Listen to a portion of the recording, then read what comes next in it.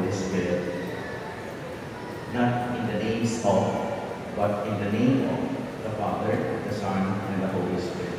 Which means that whatever we do, whatever we say, we do it in the name of the Father, the Son, and the Holy Spirit, so that whatever we say, whatever we do, will always be consecrated to God. How beautiful it is to live as Christians, to be baptized in the name of the Father, the Son, and the Holy Spirit. It is the mystery, not simply of the mind, but it's actually the mystery of love.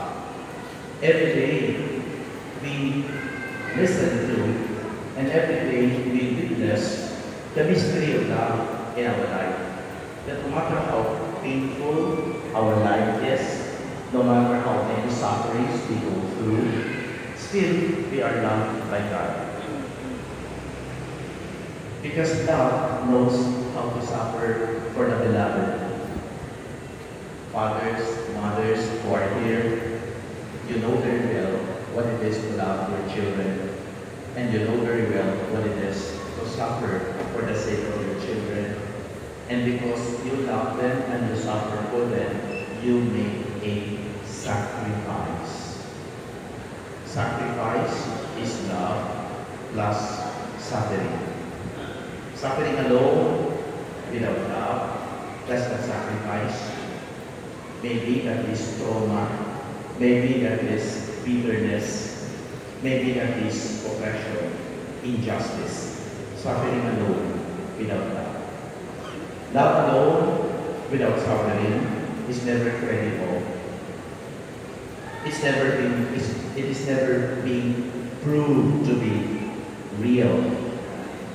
And so, if there is somebody who says, I love you, but does not even learn how to sacrifice, how to suffer for you, how to set aside some of his or her priorities, then that love is questionable.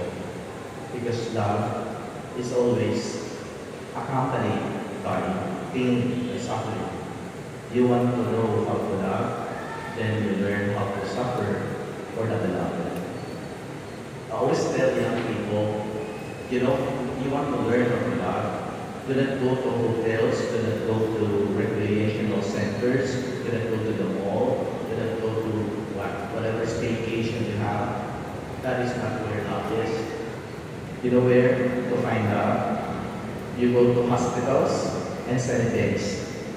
Hospitals, because that is where love is tested by pain, by illness, by suffering, by disease. Cemetery, because that is where love is tested by death, and love is stronger than death. And so you remember your loved ones who have passed away, because love is always stronger than death.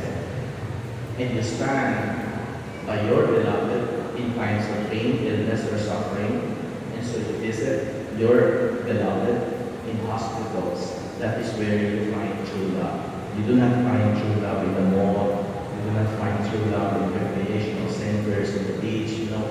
That is only romantic love, maybe. And romantic love is not yet tested by pain, not yet tested by suffering, by illness, by death. And therefore, God is a God of love. And because God is a God of love, He sends His Son to us, to be one of us, to be like us. Why?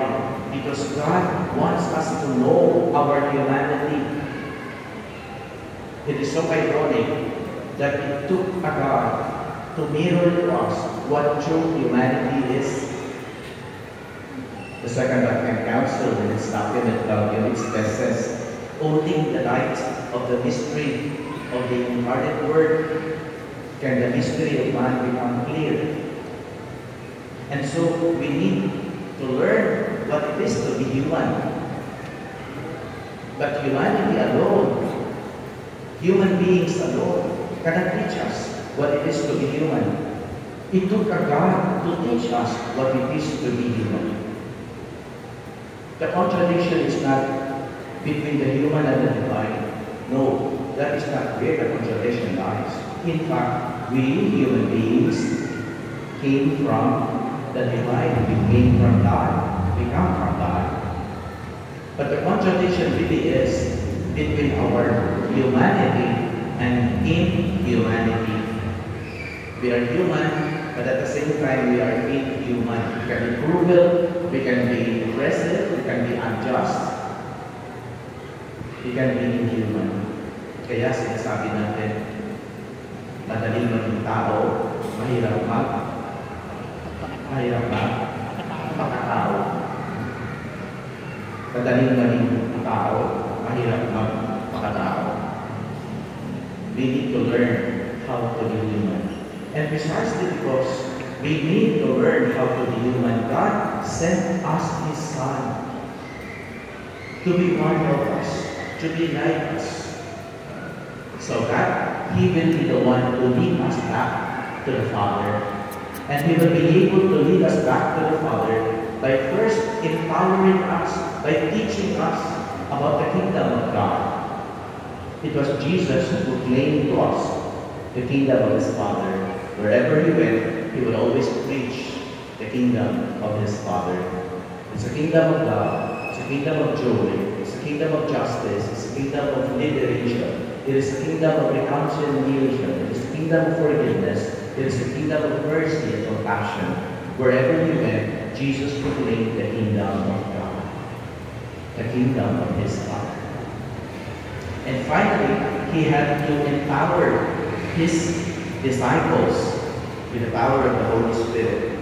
And only in the power of the Holy Spirit, and only in the light of the Holy Spirit, that the early Christian community became cognizant of their mission, of their identity, of their vocation.